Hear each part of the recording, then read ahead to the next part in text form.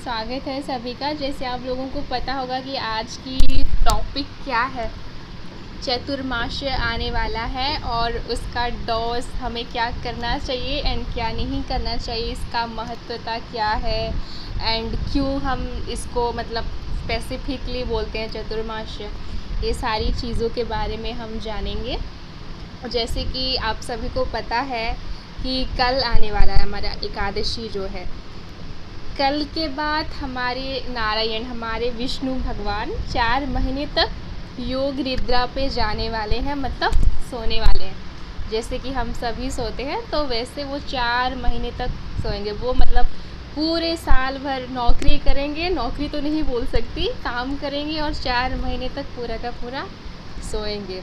क्योंकि जगन्नाथ जी के आँखों को तो आपने देखा होगा, वो कभी आँख बंद करते नहीं, ऐसे इतना बड़ा बड़ा आँख करके ऐसे देखते हैं। तो 4 महीने तक वो सोने वाले।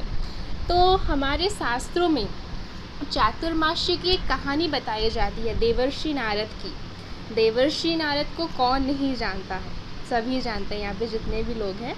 तो उनका जो देवर्षि नारद बनने का जो था सफ़र जो था वो चतुर्मास्य से ही जुड़ा है। नारद मुनि जो थे पहले एक दासी पुत्र थे। वो एक छोटे जाति मतलब नीच कुल में पैदा हुए थे। उनकी माता पिता नहीं थे, उनकी एक माता थी जो कि वैष्णवों की, साधु संतों की सेवा करती थी और उनके बर्तन धोना ऐसे सेवा सारा करती थी। तो उस वक्त चातुर्मास्य का वक्त चल रहा था और देवर्षि नारद जो है, जो उनके घर आते थे या फिर जो उनकी माँ उनको काम पे लेकर जाती थी, सभी के साधु संत की झूठन खाते थे। मतलब जब साधु संत खाना खाकर उठ जाते थे तो उनके झूठन खाते थे, उनके झूठे बर्तन धोते थे। ये सारी सेवा वो चातुर्मास्य में कर रहे थे। एंड इसमें वैष्णवों की भी महिमा बताई गई है। वैष्णव सेवा की क्या महिमा है, जैसे कि हमारी चैतन्य चरितामृत में ये बताया गया है कि वैष्णवों की पद धूलि, उनका पद का धूलि जो होता है, धूल जो होता है, और उनका उच्छिष्ट झूठन जो होता है, और उनका पैर पद जल मतलब उनका पाँव, पद को धोया गया पानी, ये तीनों चीज़ महाबल देती है। तो ये तीनों ही चीज़ उस वक्त देवर्षि नारद को प्राप्त हुई थी। जब वो चलते फिरते थे, वैष्णव उनकी पद धूलि भी उन पे पड़ती थी और वो तो डेली वो और उनकी माता डेली उनकी मतलब चरण को धोकर पानी पीते थे और उच्छिष्ट तो डेली ही खाते थे उस वक्त। और यही 4 महीने तक ये कंप्लीट करने के बाद उनमें इतनी ज़्यादा स्वीकृति हो गई कि वो परम भक्त देवर्षि नारद बन गए। एंड ये संभव नहीं है इतनी जल्दी किसे। देखिए, हमें हमेशा मैं एक चीज़ बोलती हूँ कि हमें इतनी कैपेसिटी नहीं है कि हम डायरेक्ट कृष्णा को अप्रोच कर पाएँ, हमारे पास नहीं है कैपेसिटी। अगर हम कर पाएंगे तो ज़रूर गुरु की कृपा से, वैष्णवों की कृपा से, शुद्ध भक्तों की कृपा से ही कर सकते हैं, हम डायरेक्टली नहीं कर सकते। तो ये मतलब इनको मिल गई थी, मर्सी मिल गई थी, क्योंकि चतुर्मास्य में वो भी वक्त इतना पवित्र था, नॉर्मल टाइम वो नहीं था। चतुर्मास्य के टाइम पे वो कर रहे थे, जो उनको फल मिल गया और वो देवर्षि नारद बन गए। ये देवर्षि नारद कब बताते हैं पता है? व्यासदेव को। व्यासदेव और देवर्षि नारद की जब संवाद होती है, ये भागवतम में आता है, जब व्यासदेव सारे ग्रंथों को लिखकर थक जाते हैं, गीता, महाभारत, बहुत सारे पुराण, गणेश पुराण, शिव पुराण, सब कुछ लिखकर थक जाते हैं और थकते हैं और वो निराश होते हैं। फिर भी उनकी मन में वो शांति नहीं है। मैंने तो सब कुछ लिख डाला है, सब कुछ कंप्लीट हो गया है, फिर भी मुझे ये खामियां क्यों, मैं मतलब इतना खाली खाली क्यों महसूस कर रहा हूँ, मैं इतना निराश क्यों महसूस कर रहा हूँ। और उसके बाद व्यासदेव जो है वो भगवान श्री कृष्ण की, श्री हरिनारायण की साहित्यिक अवतार, कला अवतार माने जाते हैं। और उनके गुरु जो थे देवर्षि नारद थे। तो वो अपने गुरु से पूछते हैं, देवर्षि नारद जो हैं श्री हरि विष्णु की मानसिक अवतार है, उनके मन में क्या चल रहा है, हरिनारायण विष्णु के मन में क्या चल रहा है, वो शायद लक्ष्मी देवी ना समझ पाए, पर देवर्षि नारद जरूर जानते हैं। तो जब व्यासदेव देवर्षि नारद से पूछते हैं कि क्यों मुझे शांति नहीं मिल रही है, तब नारद बोलते हैं कि आपने सब कुछ लिख डाला है, गीता महाभारत सब कुछ आपने लिख डाला है। देखिए शिव पुराण हुआ, गणेश पुराण हुआ और देवी पुराण, बहुत सारे पुराण हैं। सब में व्यासदेव ऐसे लिखे हैं जैसे कि किसी सीरियल का हो या फिर किसी फिल्म के हीरो को ग्लोरीफाई जैसे किया जाता है। फॉर एग्जांपल दुर्गा चालीसा हुआ या फिर क्या बोलूँ, देवी पुराण, गणेश पुराण, शिव पुराण में उनके जो हीरो है शिव जी, गणेश जी, उनको श्रेष्ठ बताया गया है। ठीक है, ऐसे लिखा है। श्रीमद् भागवत गीता में कृष्ण को बेस्ट बताया गया है। तो ऐसे जब लिखे थे तो देवर्षि नारद यही बोलते हैं कि आपने सभी पुराणों में उनके हीरो को ग्लोरीफाई किया है, पर अब वो चीज़ लिखना भूल गए। इन सब का जो हेड है, ये सबका संचार जो करता है, उनका कथा आप लिखना भूल गए।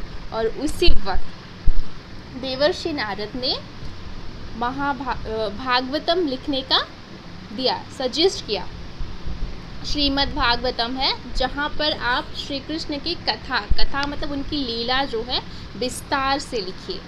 और उसी वक्त व्यासदेव जब श्रीमद् भागवतम लिखते हैं उसके बाद उनको शांति मिलती है। हाँ, आई एम रिलैक्स नाउ, दंडवत प्रणाम सुनीता माता जी। तो देखिए, जैसे कि आप सभी जानते हैं और मैं अभी जस्ट बोली कि व्यासदेव जो है भगवान श्री हरि विष्णु के साहित्यिक अवतार है, कला अवतार है।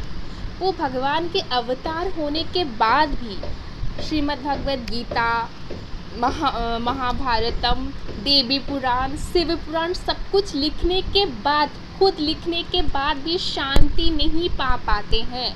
तो आप सोचिए, हम नॉनसेंस इंसान, हम में कुछ कैपेसिटी नहीं है। हम लोग सारे के सारे ग्रंथ को पढ़कर श्रीमद् भागवतम को अगर नहीं पढ़ते हैं तो कैसे हमें शांति मिलेगी? नहीं मिलेगी। हम सुनेंगे, हमें ज्ञान आ जाएगा, ज्ञान ज़रूर आ जाएगा, भक्ति थोड़ी बहुत डेवलप ज़रूर हो जाएगी, पर जब तक हम श्रीमद् भागवतम को नहीं पढ़ते, उसका रस पान नहीं करते, तब तक हमें वो स्वीकृति नहीं मिलेगी, वो शांति भी नहीं मिलेगी, और जो कनेक्शन हमें फील करना चाहिए भगवान के साथ, वो हमारा नहीं होगा। तो भागवतम में, श्रीमद् भागवतम में चातुर्मास्य के बारे में, सिर्फ श्रीमद् भागवतम में नहीं, भविष्य पुराण में, बहुत सारे पुराणों में इसके बारे में बताया गया है। चातुर्मास्य जो होता है ये 4 महीने तक, क्योंकि बलि राजा को दिया था, वरदान दिया था वामन अवतार में कि वो 4 महीने तक उनके घर में शयन करेंगे। 4 महीना नहीं, वो ज़्यादा था। लक्ष्मी देवी की रिक्वेस्ट पर, ये स्टोरी मैं बाद में बताऊंगी, लक्ष्मी देवी की रिक्वेस्ट पर वो 4 महीना हो गया। एंड उसी शुतल लोक में जाकर 4 महीने तक भगवान श्री हरि विष्णु वास करते हैं। ठीक है, और इसीलिए ये जो 4 महीना होता है चतुर्मास्य पे, कोई भी शुभ कर्म नहीं होता, जैसे कि विवाह हुआ, दीक्षा कार्य, व्रत हुआ, या फिर कोई नया घर बनाना हुआ, कुछ न्यू काम यहाँ पे नहीं होता, क्योंकि भगवान की अनुपस्थिति में कोई भी शुभ कार्य हम कैसे कर सकते? भगवान के बिना आशीर्वाद के हमें खुद भी अच्छा नहीं लगेगा। तो यहाँ पर ये सब शगुन नहीं माना जाता चातुर्मास्य में, इसीलिए कोई भी शुभ काम नहीं होता। आई थिंक थोड़ा सा बैकग्राउंड नॉइस आ रहा होगा मेरे ओर से, बन रहा है कुछ। एनीवेज, तो ये जो टाइम होता है, इस टाइम पे शास्त्र हमारा बताता है कि हमें बहुत सारे नियमों को पालन करना चाहिए शास्त्र के हिसाब से, और हमसे जितना हो सके ज़्यादा से ज़्यादा भजन करना चाहिए, कथा श्रवण करना चाहिए, कीर्तन करना चाहिए, और अपनी कैपेसिटी के हिसाब से, अपने स्वास्थ्य जैसे हमें अच्छा लगे, मतलब अच्छा लगे नहीं, थोड़ा सा तो तकलीफ़ करनी होगी, पर फिर भी ऐसा नहीं है कि हमारा स्वास्थ्य बिल्कुल भी सपोर्ट नहीं कर रहा है, हम निर्जल का व्रत ले, ऐसा नहीं। हम जितना कर सकते हैं उससे थोड़ा सा ज़्यादा, जैसे कि अगर हम डेली 16 माला जप करते हैं तो हम ये नियम ले सकते हैं। नियम लेना बहुत ज़रूरी है। जैसे कि कार्तिक में आप सभी लोग सुने होंगे कि संकल्प की बात होती है। पहले हम संकल्प लेते हैं कि कार्तिक में हम क्या क्या करने वाले हैं, तो वो संकल्प हमारे इच्छा को दृढ़ बनाता है। अगर हम संकल्प ले लिए हैं और उसको पूरा नहीं करेंगे तो हमें अपराध का डर होता है, हमें हमसे अपराध हो जाएगा अगर हम संकल्प पूरा ना करें तो इसीलिए हमें संकल्प को पूरा करना ही पड़ता है। एक सेकंड। हरे कृष्ण कृष्ण कृष्ण हरे हरे, हरे राम। ओके, तो हमें उस वक्त संकल्प को पूरा करना पड़ता है, इसीलिए चातुर्मास्य में भी हमें संकल्प लेना बहुत ज़रूरी है।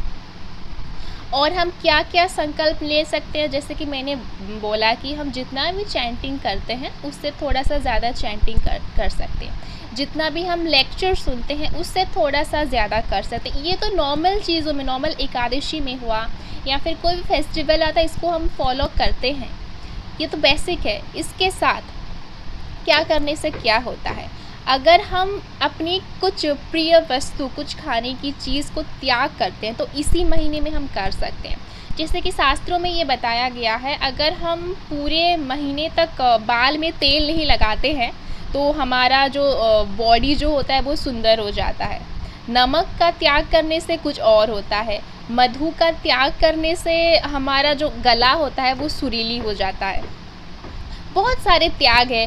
बेड पे, अगर हम बेड पे शयन नहीं करते हैं, नीचे 4 महीने तक शयन करते हैं तो वैष्णवों वाली क्वालिटी हम में आ जाती है। मति और गति दोनों वैष्णव वाली हो जाती है, हमें ढोंग करना नहीं पड़ेगा। लाइक अगर हमारे मन में सच में कृष्णा भक्ति है नहीं और हम ढोंग करें तो ये ढोंग करना नहीं पड़ेगा अगर हम 4 महीने तक सज्जा में शयन ना कर नीचे शयन करते हैं तो। ऐसे बहुत से त्याग है। और एक टाइम भोजन का भी है, पर मैं आप लोगों को सजेस्ट नहीं करूँगी कि आप 4 महीने तक एक टाइम भोजन करके रहो, क्योंकि कलियुग के प्राणी हैं सभी, तो डेफिनेटली समझ पा रहे हो। तो ऐसा नियम ले सकते हैं, 2 टाइम भोजन का नियम ले सकते हैं।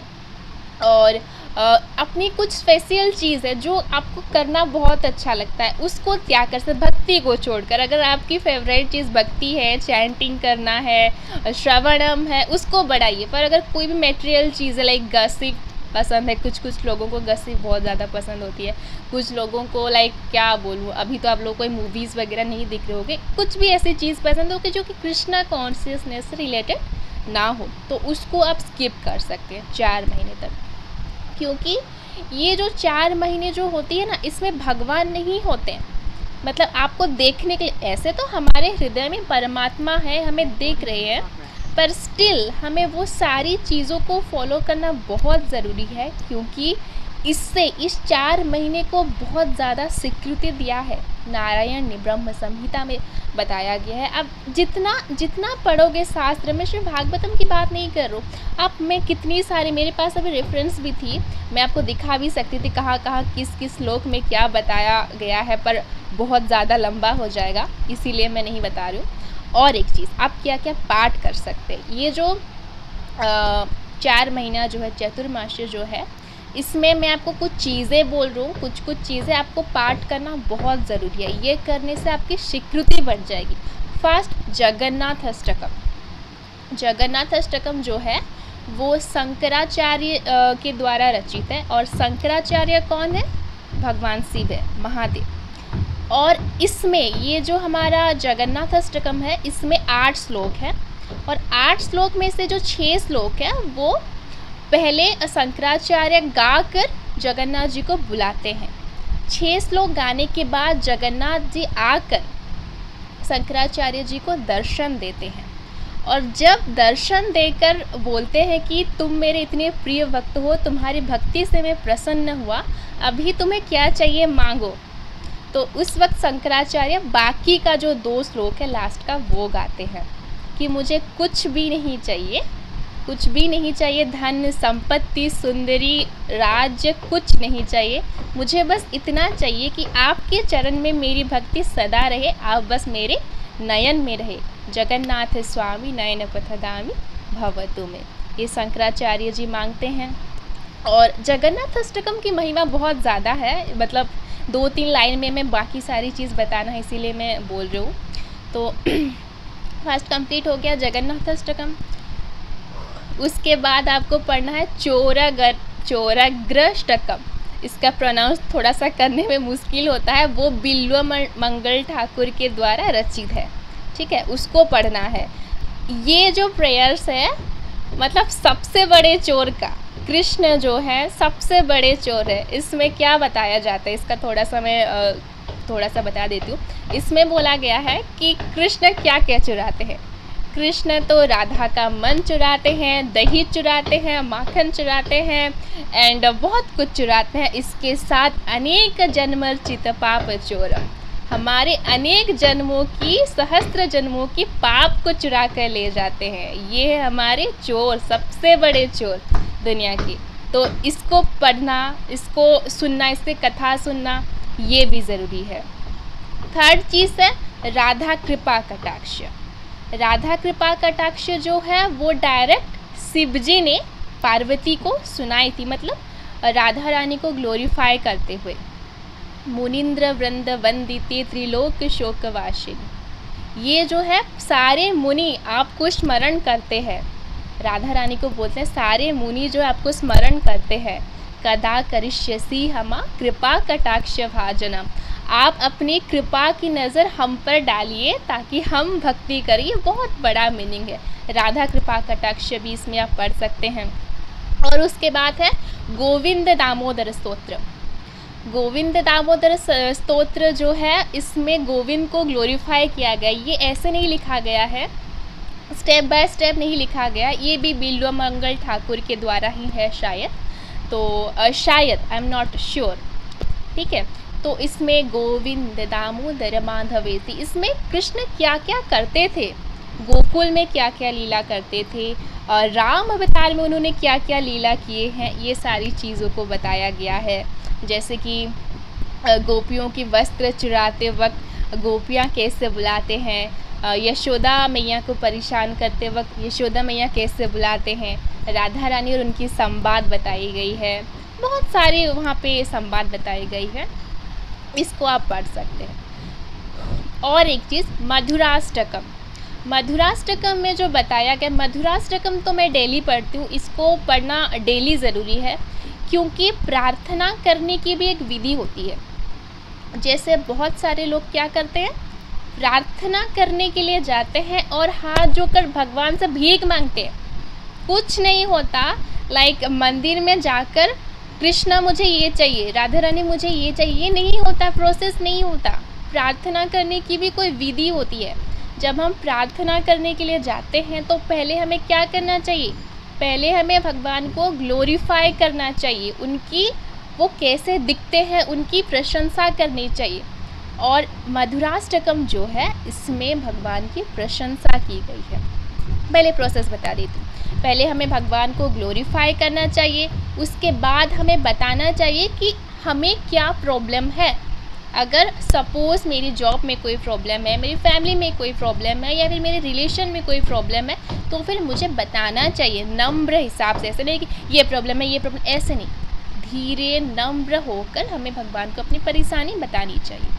उसके बाद हमें भगवान से सॉल्यूशन मांगना चाहिए।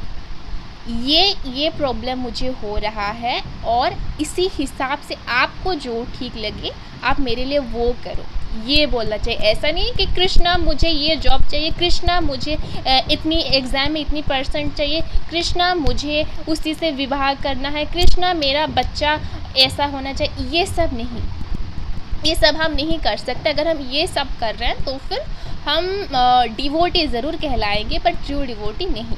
कुछ लोग ऐसा कहते हैं कि अगर, क्योंकि भगवान जो हमारे परम पिता है और राधा रानी जो है हमारी माता है, तो बच्चे को जब कुछ चाहिए होता है तो अपनी पिता माता से क्यों नहीं मांगे, ज़रूर आप मांग सकते हैं। मांगने में कोई प्रॉब्लम नहीं है। मैं जो बोलती हूँ ना, मैं बोलूँ या फिर कोई भी जो भी कथा करते हैं, डेफिनेटली आप मांग सकते हैं। पर वो जो मांगने की चीज़ है ना, आपकी जब स्टेज बढ़ेगी थोड़ी सी वो कम जाएगी जब भक्ति की स्टेज बढ़ती है। जैसे कि हम भागवतम में ध्रुव महाराज के बारे में पढ़े हैं। ध्रुव महाराज शुद्ध भक्त नहीं थे पहले, ठीक है, वो पहले शुद्ध भक्त नहीं थे। वो किस लिए तपस्या करने गए थे, उनको राज्य चाहिए था, अपने भाई से बड़ा, पिता से बड़ा राज्य चाहिए था। पर जब वो 6 महीने तक तपस्या के, भगवान ने उनकी मति में, उनके मन में शुद्धता भर दी। ध्रुव महाराज ने लास्ट में क्या मांगा, मुझे तो आप मिल गई हो, मुझे और क्या चाहिए, है ना। तो हाँ, जैसे कि श्रीमद् भगवद गीता में बताया गया है, आरती अर्ति जिज्ञासु, हमें कुछ चाहिए होता है, हमें ज्ञान चाहिए होता है, हम तभी भगवान के पास आते हैं, ठीक है। पर जब हम भक्ति की प्रैक्टिस करते हैं तो धीरे धीरे हमारे मन में शुद्धता आ जाती है और हमें मटेरियल वर्ल्ड में खुशी की तलाश नहीं होती है। कल ही एक माताजी मुझे पूछ रहे थे, बिगनर माताजी थे, कि माताजी अगर हम यहाँ भी सेवा कर रहे हैं और गोलोक में जाकर भी हमें सेवा करना है, तो जहाँ भी जाएं तो हमें सेवा करना है, तो फिर गोलोक में हमें आनंद कैसे मिल रहा है? आप ऐसा कैसे बोल सकते हैं कि आनंद कैसे मिल रहा है? तो उस वक्त मैंने ये कहा था कि जो स्पिरिचुअल वर्ल्ड होता है ना, वहाँ पे आनंद की डेफिनेशन ही चेंज हो जाती है। पता है हम लोग यहाँ पे क्यों हैं? हम यहाँ पे इसीलिए हैं क्योंकि हमारी इच्छा थी एंजॉय करने की, हमें नहीं पता था, हम सेवा करना नहीं सेवा लेना चाहते थे। दैट्स वाई हम यहाँ पर हमारा फॉल डाउन हुआ है, हम यहाँ पे गिरे, नहीं तो अभी हम भगवान श्री कृष्ण के पास होते, उनकी सेवा करते। और भक्तों की सबसे बड़ी सेवा क्या है पता है? भक्तों की सबसे बड़ी खुशी क्या है पता है? भगवान की सेवा। भगवान की सेवा से, भगवान की भक्ति से, भगवान को ग्लोरीफाई करने से भक्तों को जितनी आनंद मिलती है वो और किसी चीज़ में नहीं मिलती। हमेशा मतलब कुंती महारानी बोलो, मैं हमेशा कुंती महारानी की एग्जाम्पल इसीलिए देती हूँ क्योंकि उनकी कैरेक्टर मुझे बहुत ज़्यादा इंस्पायर करती है। वो भगवान से दुख मांगते हैं, एटलीस्ट मैं दुख मुझे जितना मिल रहा है मैं उसको एक्सेप्ट करती हूँ, पर कृष्णा तुम मेरे पास रहो, तुम मेरे पास खुशी आ गई तो तुम मेरे को छोड़ के जा रहे हो, ऐसी खुशी कोई ज़रूरत नहीं है मुझे, है ना। हम मांग सकते हैं? नहीं, हम तो क्या करते हैं, कृष्णा तुम्हें जाना है जाओ, मुझे खुशी चाहिए, मुझे ये चाहिए वो चाहिए। तो डेफिनेटली अगर हम प्रैक्टिस करेंगे तो हमारे अंदर ये भक्ति आ जाएगी। और ये चतुर्मास्य का जो समय है, इसमें हम चाहे तो हमारी भक्ति को हाई लेवल तक ले जा सकते हैं, हाई लेवल तक। मैं ऐसी 1 2 3 स्टेप की बात नहीं कर रही हूँ। इसमें जैसे कि कार्तिक महीने के बारे में आप सभी लोग जानते हैं कि वहाँ पे जो भी करते हैं वो मतलब डिस्काउंट क्या बोले, पाप करते हैं तो वो ज़्यादा हो जाता है, और कुछ अच्छा काम करते हैं तो भी वो ज़्यादा हो जाता है। इसीलिए कार्तिक महीने के बारे में तो सब लोग जानते हैं, पर चतुर्मास्य जो है इसके बारे में बहुत कम लोग सुनते हैं, जानते हैं। या फिर चतुर्मास 4 महीने तक फॉलो करना, ये सारी चीज़ें पॉसिबल नहीं होती है। इसीलिए भी शास्त्र में लाइक डिस्काउंट दिया गया है कि चतुर्मास जो फॉलो ना कर पाता हो वो 1 महीना मतलब कार्तिक फॉलो कर ले अच्छे से, और जो कार्तिक भी फॉलो नहीं कर पा रहे हो तो वो एटलीस्ट 5 दिन पंचुक, लास्ट भीष्म पंचुक जो होता है उसको फॉलो कर ले तो सबका फल मिल जाएगा। पर ये आप लोग शॉर्टकट में जाने के बारे में मत सोचना अगर आप लोग सीरियसली भक्ति करना चाहते हो। एंड ये सब उन लोगों के लिए है जो बिल्कुल भी नहीं कर सकते, उनका सिर दर्द होता है या फिर कुछ पेशेंस वगैरह है, उन लोगों के लिए है। एंड मुझे जितना पता है यहाँ पे जितने लोग हैं सभी सिंसियर डिवोटीज है, तो डेफिनेटली सभी का ये गोल है कि कृष्णा को प्राप्त करना है ना। ऐसा नहीं है कि हम अपनी एन्जॉयमेंट देखें, तो इसको फॉलो करना है। एंड 1 मोर थिंग, इसमें एक और चीज़, श्रीमद् भागवतम का 10वां स्कंद, मतलब हर किसी के लिए ये मैं नहीं रिकमेंड नहीं कर रही हूँ, बिगनर्स को रिकमेंड नहीं कर रही हूँ। 10वां स्कंद सिर्फ वही लोग पढ़े जो लोग की थोड़ी सी मतलब हो रही, अच्छे से साधना हो रही है, या फिर 2-3 साल हो गया है भक्ति में जुड़ना, सिंसियरली फॉलो कर रहे हैं, कृष्ण को समझ रहे हैं, मतलब थोड़ा सा कनेक्शन है, तो वो लोग ज़रूर 10वां अध्याय को, 10वां स्कंद को पढ़िए, श्रीमद् भागवतम को। एंड गोपी गीत आप लोगों के लिए, सभी के लिए मैं रिकमेंड नहीं कर रही हूँ। एंड हाँ, बाकी जितने भी लोग हैं जो मतलब बिगनर्स टाइप के हैं, या फिर ये सभी के लिए, ऑलमोस्ट सभी के लिए है, कोई भी स्तुति पकड़ लीजिए, वो चाहे भीष्म स्तुति हुआ, कुंती स्तुति हुआ, या फिर कोई भी स्तुति, बहुत सी स्तुति है श्रीमद् भागवतम में, उसी एक स्तुति को डेली पाठ करें, डेली किसी भी एक स्तुति को। एंड जो थोड़ी सी एडवांस है वो गोपी गीत 10वां अध्याय, ये आप डेली कर सकते हो, ठीक है। एंड आपके घर में आई थिंक नहीं होगा यहाँ पे किसी के घर में, नारायण का विग्रह अगर है, विष्णु के विग्रह अगर है, तो उनको आप सुला दीजिए, पर बाल गोपाल या फिर अगर कृष्ण की विग्रह, उनको मत सुलाइए। सिर्फ सोते हैं, सिर्फ विष्णु सोते हैं और कोई नहीं सोते, विष्णु और जगन्नाथ सोते हैं और कोई नहीं सोते। तो वो अगर आपके पास है तो वो आप सुला दीजिए। एंड आप अगर चाहते हैं तो ये प्रॉफिट हो जाता है ज़्यादा, नारायण कवच और विष्णु सहस्त्र नाम का पाठ आप कर सकते हैं ये 4 महीने में। ये आपके लिए एडवांस है। एडवांस मतलब आप थोड़ा सा ऐड करना चाहते हैं, कुछ ज़्यादा अगर करना चाहते हैं तो ये आप कर सकते हैं, ठीक है। हाँ, और एक चीज़ यहाँ पे तो मैंने सब कुछ बता दिया कि ये क्या करना है क्या नहीं करना है, पहले बता देती हूँ उसके बाद बताती हूँ। झूठ नहीं बोलना है, चोरी नहीं करना, यहाँ पे नहीं भी करते होंगे कोई भी, किसी का अपमान नहीं करना है, वैष्णव निंदा से आप जितना दूर हो सके। एंड चैतन्य महाप्रभु बोलते हैं जो एक बार भी हरे कृष्ण महामंत्र बोला है वो वैष्णव है, चैतन्य महाप्रभु बोलते हैं। तो डेफिनेटली यहाँ पे सभी वैष्णव है। आप ये मत सोचिए कि वो अभी अभी आया है, न्यू डिवोटी है तो मैं इसको कुछ भी, नो, नेवर, कभी नहीं, हमें नहीं करना है। आपकी साधना पूरा बेकार हो जाएगी। एक वैष्णव अपराध में इतनी शक्ति होती है, नहीं करना है। मतलब किसी का अपमान नहीं करना, वैष्णव कह के नहीं, कोई भी, हर किसी ने एक बार ही भगवान का नाम तो लिया ही होगा, किसी का अपमान नहीं करना। ओके, एंड जितना भी जो चीज़ों को बुरा बोला गया हमारे शास्त्रों में, ऐसी कोई चीज़ नहीं करनी। अगर हम ऐसा करते हैं तो फिर हम जो पुण्य कर रहे हैं, या फिर पुण्य तो नहीं बोल सकते, स्वीकृति जो हमारा हो रहा है, हम भक्ति जो कर रहे हैं वो व्यर्थ हो जाएगा। जैसे कि आप लोगों को पता होगा कि एक बार एक स्टोरी में सुन रही थी कि एक क्या बोलते हैं, नाविक जो होता है वो चला रहा था, नाव चला रहा था, सुबह से रात हो गई और जहाँ नौका जहाँ है वहीं पे था। तो सभी ने उसको पूछा तुम नौका चला रहे हो, क्या कर क्या रहे हो? तो बोला कि मैं तो रात भर सुबह से रात तक ये चला रहा हूँ। तो उसके बाद तो फिर जा क्यों नहीं रहा है, सभी लोग मारने आते हैं उसको। तो वो बोलता है मैं तो चला रहा हूँ, तो मेहनत तो कर ही रहा हूँ। उसके बाद देखते हैं कि उसने खुला ही नहीं, वहाँ पे जो डोर होता है उसको खुला ही नहीं। तो उसी प्रकार अगर हम भक्ति कर रहे हैं, जपा कर रहे हैं, लेक्चर सुन रहे हैं, सब कुछ फॉलो कर रहे हैं और उसके साथ अगर अपराध कर रहे हैं, वैष्णव अपराध कर रहे हैं, नाम अपराध कर रहे हैं, तो वो सब कुछ वेस्ट हो जाता है और वो आपका जोनी ही परिवर्तन कर देगा।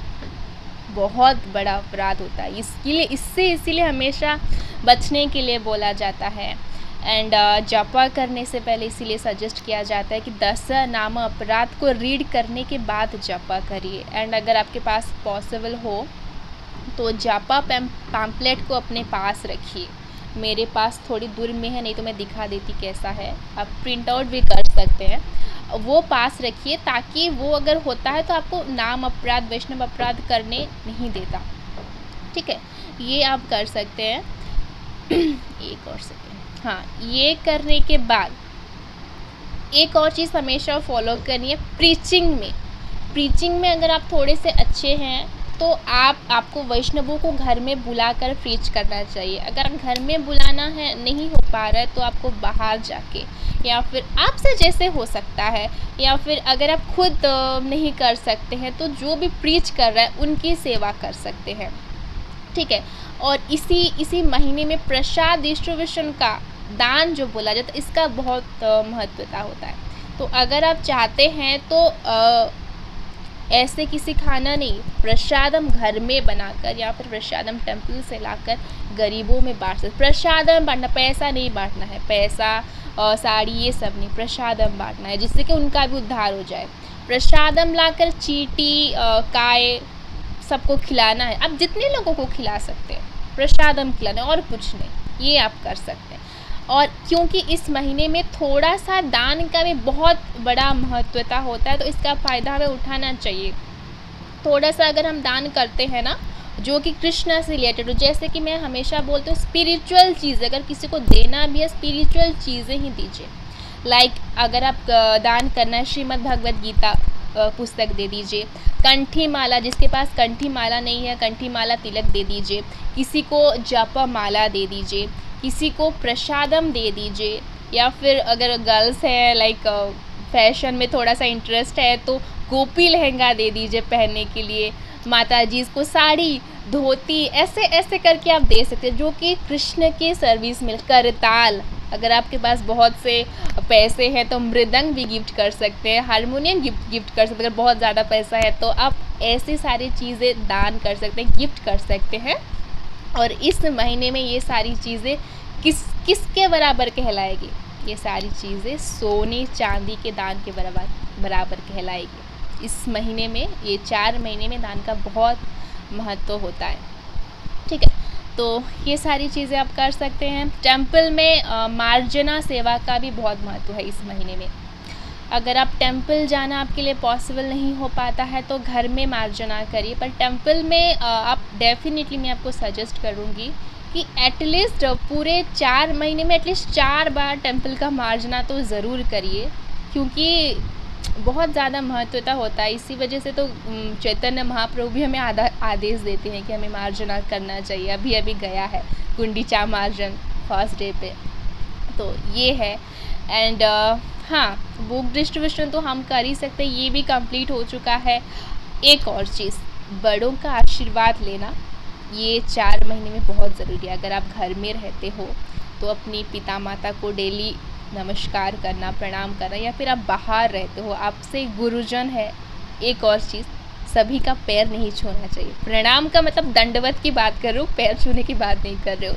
सभी के चरण स्पर्श नहीं किया जाता, चरण स्पर्श भी लेवल देखकर किया जाता है। इसमें बहुत लोग सोचते हैं कि ये लाइक इस्कॉन वाले थोड़ा ईगोइस्टिक है और सब हर किसी के पैर नहीं छूते, है ना। इसको मैं भी कम्प्लीटली फॉलो नहीं कर पाती, क्योंकि मामा मामी सब मैं भी पैर छू लेती हूँ, पर शास्त्र में बताया गया है हर किसी का पैर हम नहीं छू सकते। उससे हमारा एक चीज़ लॉस होता है कि जो सामने वाला जो पर्सन है, अगर वो वैष्णव है, वो शुद्ध भक्त है, तो बहुत अच्छा उनका ब्लेसिंग्स हमें मिलेगा, तो हमारे प्रोग्रेस बहुत ज़्यादा हो जाएगा। पर अगर वो वैष्णव नहीं है, वो अगर नॉनवेज वगैरह खाता है, ऑनियन गार्लिक वगैरह खाता है, या फिर शुद्ध भक्ति माला नहीं करता, अवैध संबंध रखता है, ऐसा कोई है, अगर हमने उसका पैर स्पर्श कर लिया, चरण स्पर्श कर लिया ना, उसका जो किया हुआ हम पे चला आएगा। हम झुक गए, हम सरेंडर कर दिए, उसके चरण स्पर्श, हमारे जो वृद्धांगुली है वहाँ से हम जो कर्म करते हैं वो निकलता है चरण के वृद्धांगुली में। अगर कोई भक्त है तो उसके उंगली से भक्ति निकलती है, और कोई पापी इंसान है तो उसके वृद्धांगुली से पाप निकलता है। अगर हम उसको स्पर्श कर लिए ना, उसी के अकॉर्डिंग हमारे अंदर आ जाएगा।